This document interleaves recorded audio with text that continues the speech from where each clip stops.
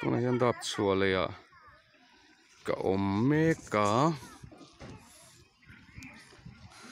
dap chhuar leia hian sangha tam an ti em mai a tuna hianin ka thlir ve chin dawn ni tlai deuh hlek tawh a ti en deuh hlek kan tuma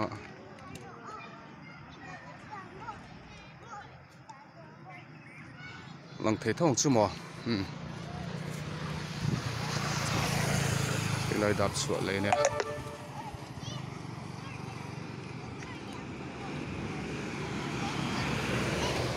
thiranga kulai ku tutlui ani engang nge om sangha kan enang ei motor ron tlana hi 407 ani a ka camera hi salut tu lawa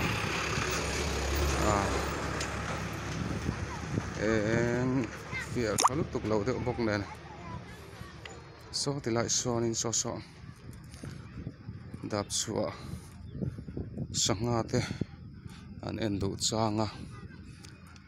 cho an vom thlak thin ani a la lang thengem do ai chan thim ma mangi tain cheng som an khunga ti chuan chana te hin da mai thin ani chana te tin leitur oma bom pa thave thinang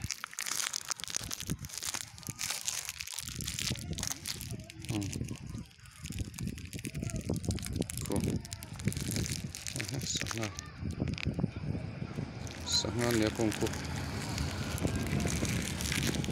so kan peng tam khop mai chhun ani lawa lang ku sangha tamani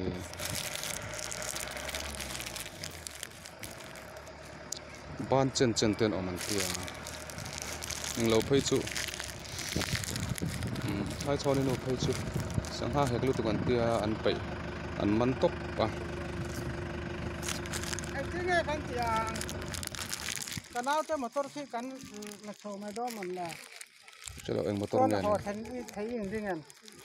theyang thei chu mo thayang ngo thei chu karing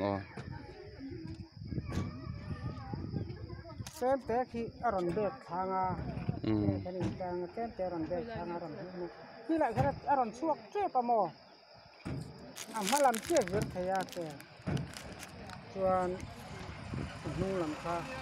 kan nok ni la chau chini la du